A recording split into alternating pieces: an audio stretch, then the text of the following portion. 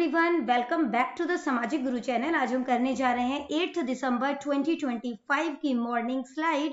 तो वीडियो की शुरुआत करते हैं हमेशा की तरह थॉट ऑफ द डे के साथ। तो आज का थॉट है, if you don't have anything else you must have a book in your hands. यानी कि अगर तुम्हारे पास और कुछ नहीं है तो कम से कम तुम्हारे हाथ में एक किताब जरूर होनी चाहिए। अब इसका मीनिंग क्या है कि खाली समय को बेकार न जाने दे। अगर आपके पास करने को कुछ नहीं है तब भी किताब पढ़ना हमेशा एक अच्छा और उपयोगी विकल्प है। ठीक है, तो ये विचार हमें क्या बताता है? ये बताता है कि जब जीवन में हम किसी काम में व्यस्त नहीं होते, यानी कि हम खाली बैठ जाते हैं या समझ नहीं आता कि अब क्या करें, तब हमारे हाथ में किताब होना हमें मानसिक रूप से जो है वो एक्टिव बनाता है, अवेयर करता है और हमें पॉजिटिव बनाए रखता है। ठीक है, यानी कि सक्रिय, जागरूक और सकारात्मक बनाए रखता है।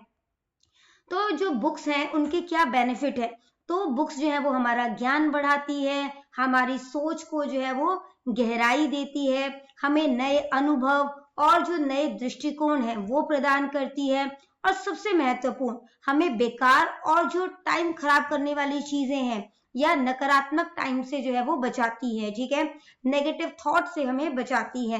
तो मतलब क्या हुआ, एक किताब हमारे लिए सबसे सस्ता, सबसे भरोसेमंद और सबसे अच्छा जो है वो फ्रेंड है। ठीक है, यानी कि साथी है। तो यह हमें कभी खाली नहीं रहने देती और हमेशा कुछ ना कुछ सिखाती रहती है। इसलिए कहा गया है कि अगर करने को कुछ ना हो तो किताब पढ़ो, क्योंकि किताब हमेशा उपयोगी होती है। ठीक है, तो चलिए जनरल नॉलेज के क्वेश्चन जो है वो डिस्कस कर लेते हैं। Who led the jatha of Singhs on the banks of Sarsa river? कि सरसा नदी के किनारे सिखों के जत्थे का नेतृत्व किन्होंने किया था? तो आंसर है साहिबजादा अजीत सिंह जी। अगला क्वेश्चन देखो, क्वेश्चन नंबर 2 जो कि है हमारे पास, where did Shri Guru Gobind Singh ji reach after crossing the Sarsa river? यानी कि सरसा नदी पार करने के बाद श्री गुरु गोविंद सिंह जी कहाँ पहुंचे थे? आंसर है श्री चमकौर साहिब। अगला क्वेश्चन देखो, when is Republic day celebrated? यानी कि गणतंत्र दिवस कब मनाया जाता है? तो आंसर है 26 जनवरी को। इसके बाद है बेटा question number 4, what is the total area of Punjab? यानी कि पंजाब का कुल क्षेत्रफल कितना है?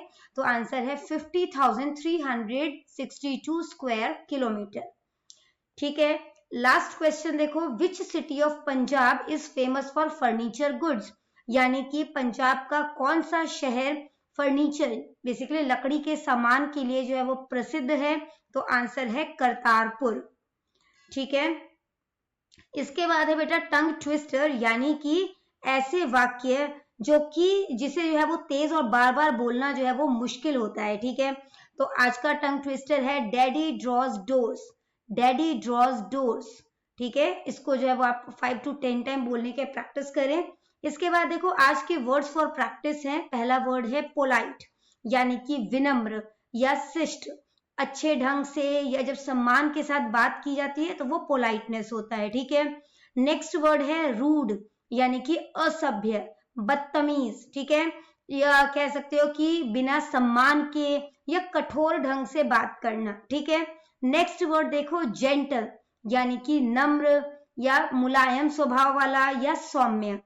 इसके बाद है हार्श, यानी कि कठोर या कह सकते हो सख्त, रूखे व्यवहार वाला, है ना। इसके बाद देखो काइंड। काइंड का मतलब होता है दयालु, मदद करने वाला, कृपालु।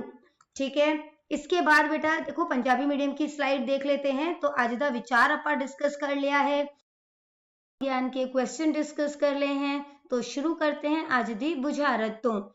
इधर काठ उधर काठ विच बैठा जगन्नाथ? तो आंसर की है अखरोट। एक ड्राई फ्रूट होता है ना, जिसको कि हम लोग वॉलनट भी बोलते हैं। तो बच्चों करते हैं इस वीडियो को यहीं पे खत्म। आई होप आज का थॉट जो है वो आपको बहुत अच्छे तरीके से समझ में आ गया होगा। तो पढ़ाई को, बुक्स को आप बर्डन की तरह नहीं लेंगे और इसे अपना बेस्ट फ्रेंड मानेंगे। ठीक है, क्योंकि आपका दोस्त आपका साथ छोड़ सकता है, ठीक है। एक टाइम आएगा जब आपके दोस्त आपके साथ नहीं होंगे, बट जो नॉलेज आपने गेन की है वो हमेशा आपके साथ रहेगी। तो बच्चों करते हैं इस वीडियो को यहीं पे खत्म। आई होप बहुत अच्छे तरीके से आपको आज के थॉट क्वेश्चन आंसर समझ में आ गए होंगे। तो मिलते हैं अगले वीडियो में, तब तक के लिए बाय बाय।